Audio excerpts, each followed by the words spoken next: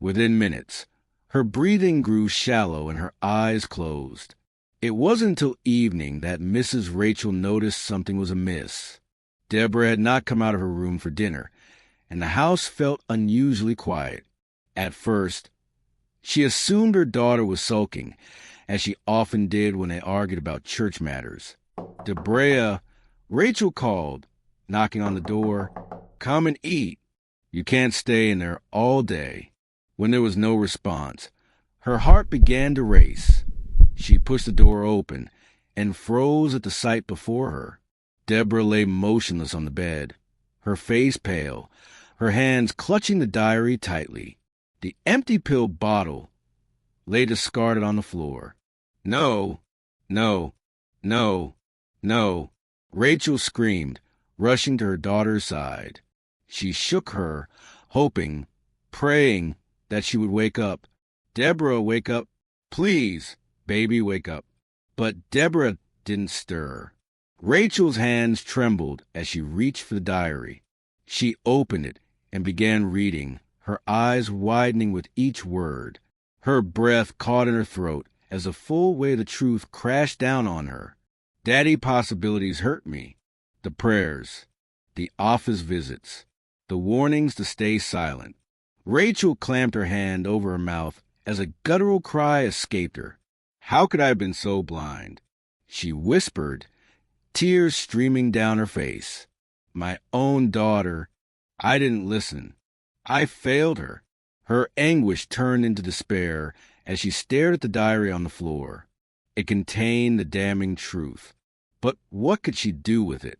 Who would believe her? Daddy Possibilities was revered by everyone, including herself. Not that her options were in any way encouraging. She muttered to herself, if I tell anyone, they'll say I'm lying. They'll say Deborah hated the church and made all this up. They'll call me a bitter woman trying to destroy a man of God. Her mind raced with conflicting thoughts. On one hand, she wanted justice for Deborah. On the other, she feared the backlash and the shame it would bring upon her family. On the third day, Rachel clutched Deborah's lifeless body, rocking back and forth as sobs racked her frame. I'm so sorry, my child.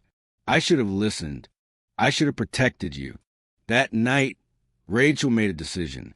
She cleaned up the scene, wiping away any evidence that could link Deborah's death to Daddy Possibilities. She tucked the diary away in a drawer, locking it and hiding the key. When neighbors came the next day to console her, she told them it was an unfortunate accident, that Deborah had been targeted by evil spirits to take her own life. The church held a small service for Deborah, where Daddy Possibilities offered words of comfort. The devil works in mysterious ways, but we must remain steadfast in our faith, he said, his voice somber. Rachel stared at him from her seat, her heart filled with rage and sorrow. She wanted to scream the truth to the congregation, to expose the man they all adored, but she remained silent, her grief, a heavy burden she would carry alone. Finally, she typed out her post. I'm a young woman who's been having an affair with a powerful pastor. It started with fear, but now I don't know what I feel. Someone is trying to help me expose him, but I'm confused. Should I? Or should I just let things continue as they are? Her finger hovered over the post button before she finally clicked it. Almost instantly, the comments began pouring in. One read, expose him. Men like that don't deserve to get away with this. Another said, you should tell your family and friends and make this public. You'll save other girls from him. But the majority of the responses were different. You're lucky. Enjoy it while it lasts. He must really like you if he's taking care of you. What's the problem? It's not a bad thing. Don't ruin your blessings. Fiyin's heart raced as she read the comments. Fiyin's breath quickened. No, no, no, she whispered, shaking her head as though that would banish the thoughts. She quickly scrolled past the post and slammed her phone face down on the bed, but her heart wouldn't stop racing. Why can't I just forget? She muttered to herself. Before she could sink deeper into her thoughts, A knock at the door startled her. "Fiyin," her mother's sharp voice called. Fiyin reluctantly got up and unlocked the door. Her mother, dressed in a vibrant Ankara wrapper and matching headscarf, stood in the doorway. "Daddy Possibilities has sent for you," her mother said, arms akimbo. "He says there's an urgent prophecy concerning your future. He wants to see you at the church." Fiyin's heart sank. The mere mention of Daddy Possibilities sent a wave of nausea through her. She glanced at her bed, hoping to use her discomfort as an excuse. "Mummy, I'm not feeling too well," she said, clutching her stomach for added effect. "I think I need to rest." Her mother's eyes narrowed. "What do you mean you're not feeling well? When a man of God calls, you don't give excuses. Do you want to block your blessings? Get dressed quickly, we're going." "But, Mummy," Fiyin looked at her mother. "Should I just tell my mum the kind of man this pastor is?" Her gaze lingered on her mother, who was stood waiting for her to get dressed. She imagined herself speaking up, saying, "Mummy, Daddy Possibilities isn't who you think he is. He's done terrible things to me." But as quickly as the thought came, a flood of doubts drowned it. What if she doesn't believe me? The fear twisted her stomach. Her mother revered Daddy Possibilities. He was a man of God in her eyes, incapable of wrongdoing. Fiyin thought back to his chilling words the first time. "If you speak against me, you will bring a curse upon your family. Do you want your mother to suffer for your disobedience?" The memory made her chest tighten. What if he was right?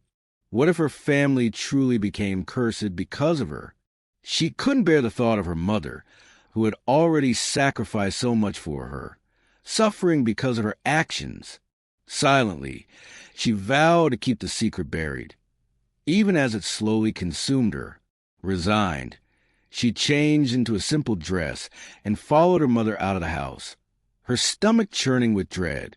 The church was quiet when they arrived, the late afternoon sun casting long shadows across the compound. Daddy Possibilities' office, however, was well lit, its frosted glass windows glowing faintly. Fiyomi hesitated as her mother led her to the door.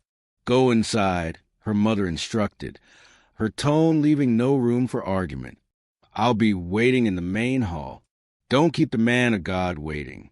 Fiyin swallowed hard and stepped into the office.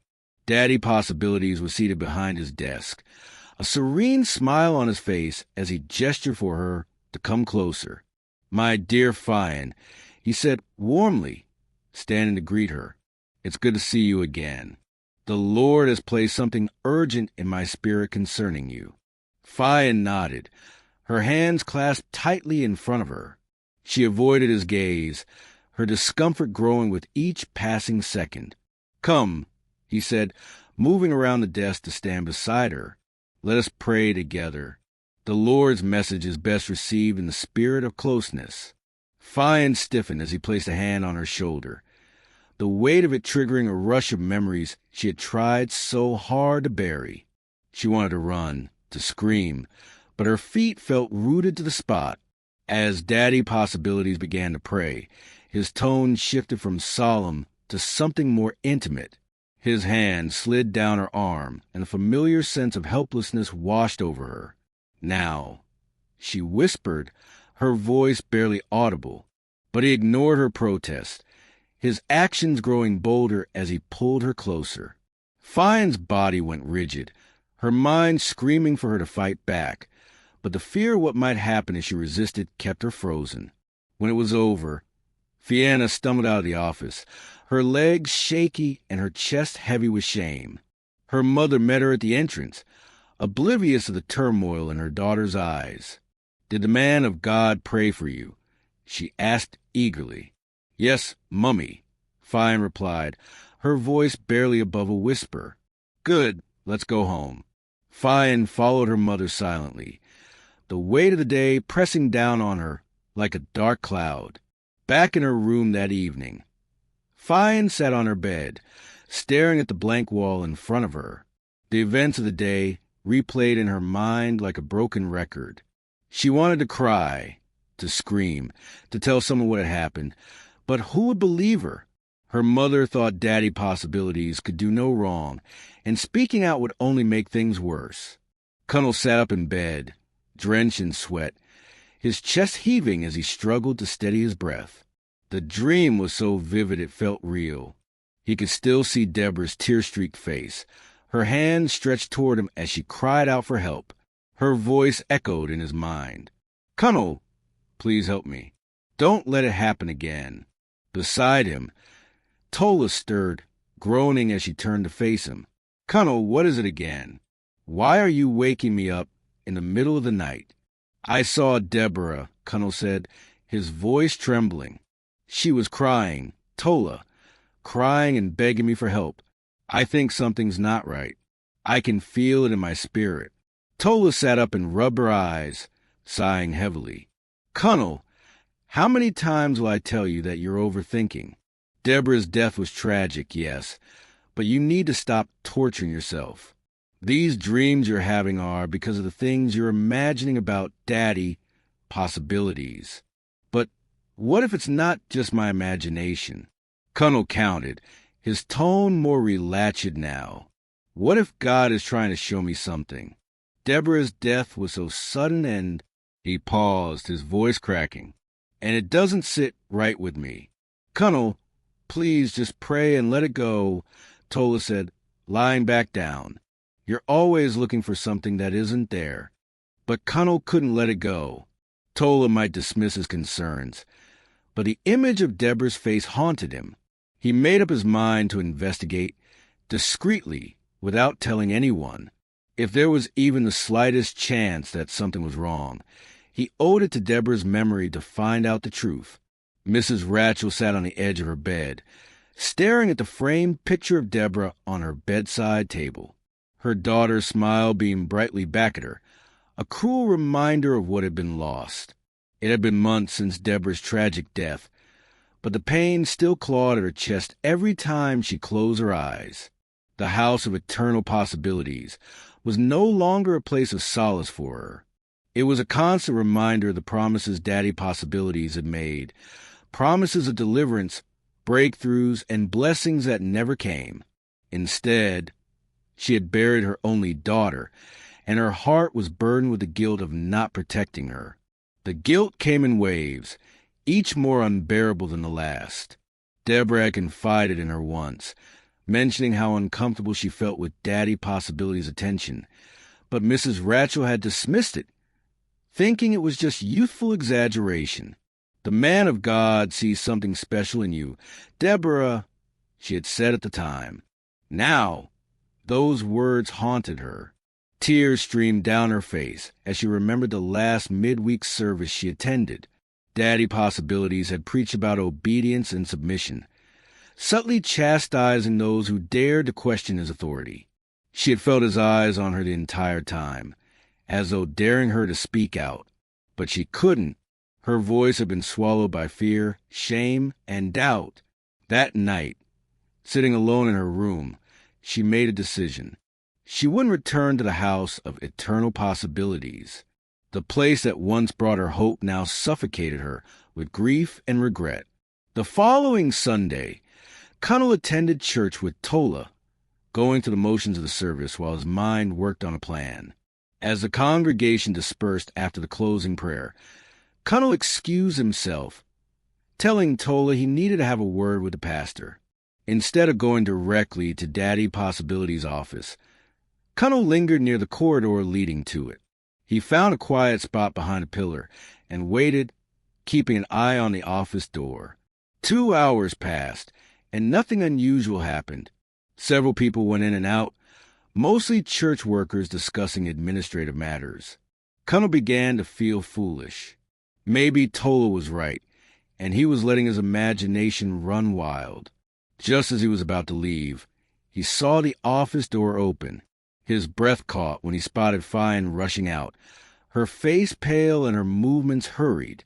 She clutched her bag tightly to her chest, her eyes darting around nervously as she walked briskly toward the church exit. Cunnel's heart raced. Something about her demeanor set off alarm bells in his mind. He decided to follow her, keeping a safe distance so she wouldn't notice. Fiyin left the church compound and walked along the narrow path leading to the main road. She moved quickly, glancing over her shoulder every now and then, as though she feared someone might be following her. When they were far enough in the church, Cunnel quickened his pace and called out softly, "Fiyin." Fiyin froze, her shoulders stiffening as she turned around. Her wide, frightened eyes met Cunnel's. "Fiyin, please don't be scared," Cunnel said gently, holding up his hands to show he meant no harm. "I just want to talk to you. I noticed you leaving the pastor's office, and you looked upset. Is everything okay?" Fiyin hesitated, her mind racing. She didn't know who this man was, or if she could trust him, but there was something about his concerned expression and soft tone that made her feel he might actually care. Still, she remained guarded. "I don't know what you're talking about," she stammered, clutching her bag tighter. "Fiyin, I don't mean to pry," Cunnel continued, his voice calm and reassuring, "but if something is wrong, you don't have to go through it alone. I want to help you. Please." Fiyin looked away, her throat tightening as tears threatened to fall. She wanted to believe him, to trust that he could be her way out of the nightmare she was living. But what if he didn't believe her? What if he was just like everyone else who blindly worshipped daddy possibilities? Seeing her hesitation, Cunnel reached into his pocket and pulled out a small card. He extended it to her cautiously. "Who?" he said. "This is my number. You don't have to say anything now if you're not ready, but if you ever feel like talking, please call me. Anytime, day or night." Again, he blinked away tears and tried to smile. Fiyin took the card with trembling hands, her heart pounding. She nodded mutely and turned to walk away, her steps hurried and unsteady. Cunnel watched her go, his mind made up. Whatever was going on, he would get to the bottom of it, even if it meant confronting the man everyone called Daddy Possibilities. Back at home, Cunnel couldn't stop thinking about Fiyin. Her frightened expression and nervous demeanor confirmed his worst fears. There was more to Daddy Possibilities than met the eye. He felt a mix of anger and determination bubbling inside him. Tola noticed his distracted state during dinner and frowned. "Cunnel, what's wrong with you? You've barely touched your food." "It's nothing," Connor replied, forcing a smile, just tired from the service. Tola didn't press further, but Cunnel knew he had to keep his investigation secret. If he told Tola, she would likely dismiss him again, or worse, confront the pastor prematurely. Meanwhile, Fiyin sat on her bed, staring at Cunnel's card. Her mind was a whirlwind of emotions, fear, shame, and a flicker of hope. She wanted to call him, but doubt crept in. Could she really trust him? What if he told someone else? As the days passed, Fiyin found herself replaying their brief encounter in her mind. There was something genuine about Cunnel's concern, something that made her believe he wasn't like the others. Cunnel and Tun sat at a corner table in the small cafe, their faces tense with anticipation. They had spent weeks carefully planning how to expose Daddy Possibilities, and today was the day they would finalize the details with Fiyin. Fiyin walked in, her face calm but distant, as she made her way to the table. Cooley noticed something different about her. Her usual nervousness seemed to have vanished, replaced by an unsettling sense of composure. "Fiyin, thank you for coming," Cunnel said, motioning for her to sit.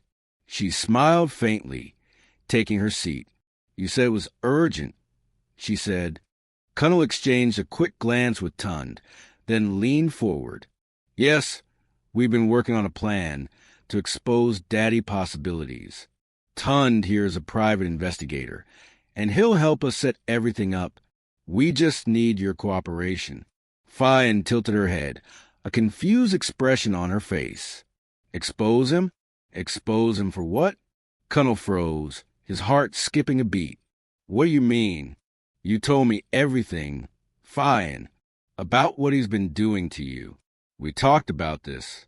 Fiyin's face remained blank, her tone neutral. I don't know what you're talking about. Tun's eyebrows shot up in surprise, but he remained silent, observing the exchange. Fiyin, Cunnel said, his voice trembling. You told me, you trusted me. Are you saying now that none of that happened? Fiyin shrugged, avoiding his gaze. I must have been mistaken. Daddy Possibilities is a man of God. He's done nothing wrong to me. Cunnel's chest tightened. Cunnel, please, he pleaded. If someone has threatened you, tell me. We can protect you. I haven't been threatened, Fiyin replied curtly. I don't know what you're talking about. Cunnel. Cunnel leaned back in his chair, stunned. He felt as though the ground had been pulled out from under him. This doesn't make sense, he muttered, running a hand over his face. Fiyin, why are you saying this now? After everything you told me? Fiyin's expression remained unreadable. I think you should stop this, Cunnel. Whatever you're planning, it's wrong to go against a man of God. You'll only bring trouble to yourself. Cunnel stared at her, his mind racing. What had changed? Why was she suddenly denying everything? Tun, who had been silent until now, finally spoke. Fiyin, I don't know what's going on, but if you've changed your mind, it's okay to be honest about it. You're safe here. I'm being honest, Fiyin said firmly. There's nothing to change my mind about. I don't know what Cunnel is talking about. Cunnel's frustration boiled over. Fiyin, stop this. You don't have to lie for him. He's manipulating you. Fiyin stood abruptly, her chair scraping against the floor. I'm not lying. I think it's best I leave now. Cunnel reached out to stop her, but Trinda grabbed his arm. Let her go, Trinda said quietly. Fiyin turned and walked out of the cafe, leaving Cunnel staring after her in disbelief. Cunnel slumped back in his chair, his head in his hands. I don't understand, he muttered. She was ready to expose him. She trusted me. What happened? Tun sighed, his face thoughtful. Something's not adding up.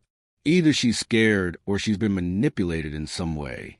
Cunnel looked up at him, his eyes filled with despair. What do we do now? Without her testimony, we have nothing. We regroup, Tun said firmly. This isn't over, Cunnel. If Daddy Possibilities is as dangerous as you say, we'll find another way to expose him. But we need to tread carefully. Clearly, he's more cunning than we thought. Cunnel nodded slowly, though his heart felt heavy.